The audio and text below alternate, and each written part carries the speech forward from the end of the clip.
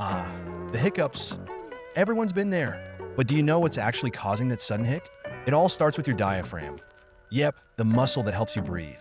Sometimes your diaphragm spasms, pulling air into your lungs.